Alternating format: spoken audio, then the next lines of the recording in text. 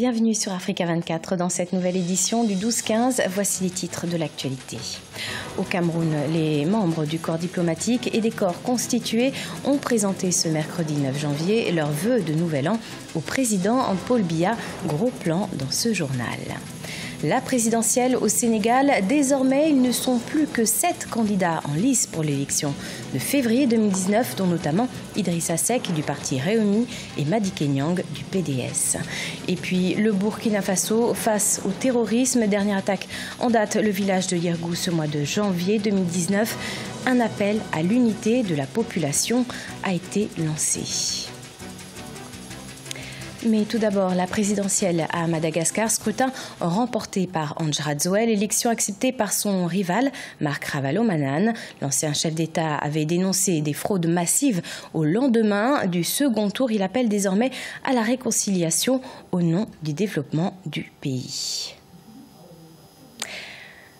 Le président camerounais Paul Biya a reçu ce 9 janvier 2019 au palais de l'Unité de Yaoundé les vœux de nouvel an de la part des membres du corps diplomatique et des corps constitués nationaux. La coopération sécuritaire, la lutte contre le réchauffement climatique et la question migratoire étaient au centre des échanges. Reportage Viviane Bauken, notre correspondante.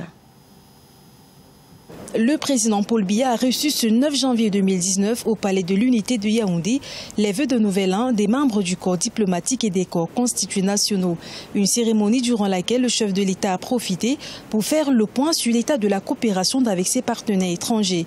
Il a également évoqué l'importance de renforcer la coopération sécuritaire internationale avec les pays du bassin du lac Tchad en proie aux actes terroristes.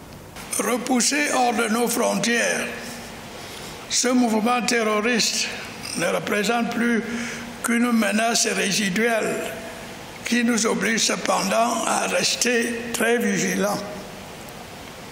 C'est pourquoi nous maintiendrons une étroite coopération avec les pays membres de la Commission du bassin du lac Tchad qui se sont engagés fin novembre à N'Djamena et mi-décembre à Abuja à ne pas baisser la garde.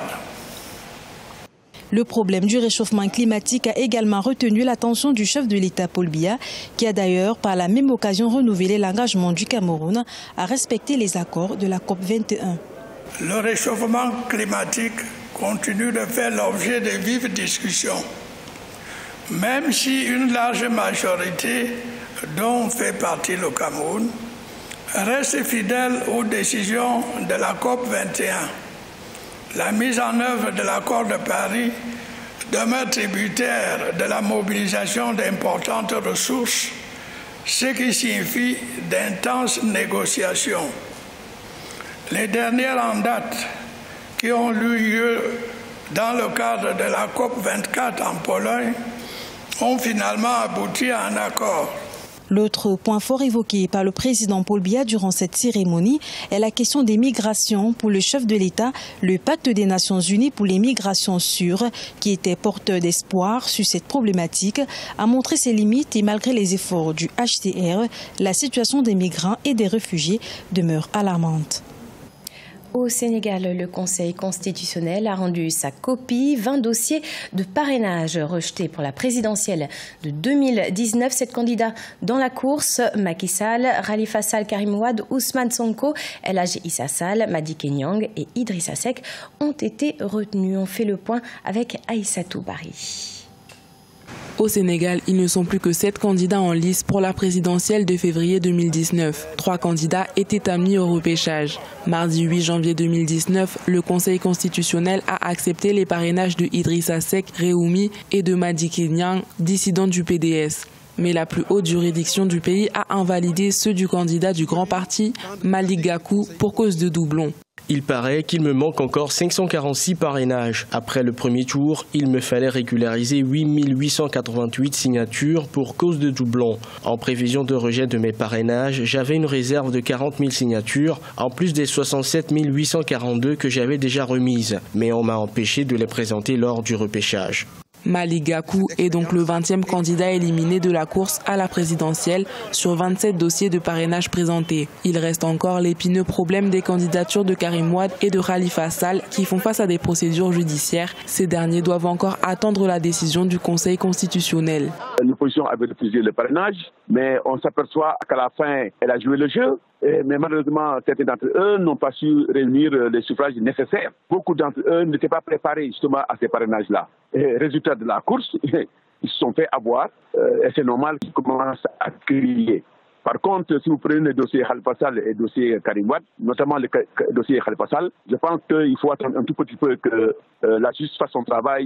La liste définitive des candidats à la présidentielle sera publiée au plus tard le 20 janvier 2019, 35 jours avant le premier tour, prévu le 24 février 2019.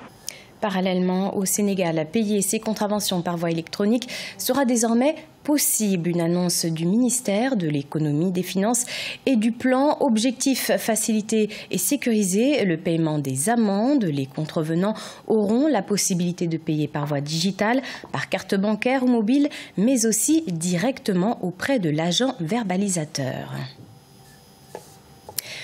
Le terrorisme, un véritable fléau au Burkina Faso, le pays qui connaît des attaques terroristes depuis 2015 a instauré l'état d'urgence dans 7 de ces régions.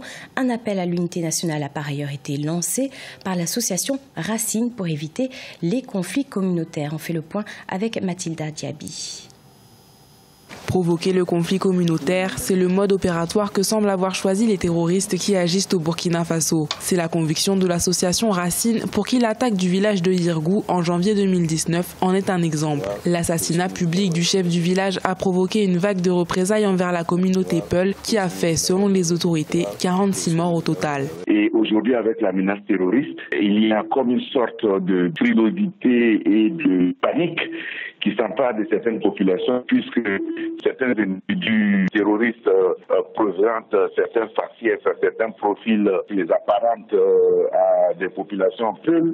Et tout de suite, l'amalgame est fait. Prendre pour cible les forces de défense et de sécurité sème la défiance dans la population. Mais cette association estime que s'en prendre aux autorités coutumières, traditionnelles et religieuses signifie briser les repères de la population burkinabé qui, hors de contrôle, tombe à la merci des terroristes. Pour éviter que la population pense qu'il y a une faiblesse sur le plan judiciaire et sur le plan sécuritaire. Parce que de plus en plus, la faiblesse de l'État au niveau judiciaire et au niveau sécuritaire oblige certaines populations à chercher à se faire justice. Mais pour mettre fin à ces cycles de représailles, il faut que l'autorité de l'État s'affirme. Face à ce nouveau mode opératoire, l'association Racine invite les autorités traditionnelles, coutumières et religieuses à prendre part à la lutte terroriste et appelle à l'unité de la population.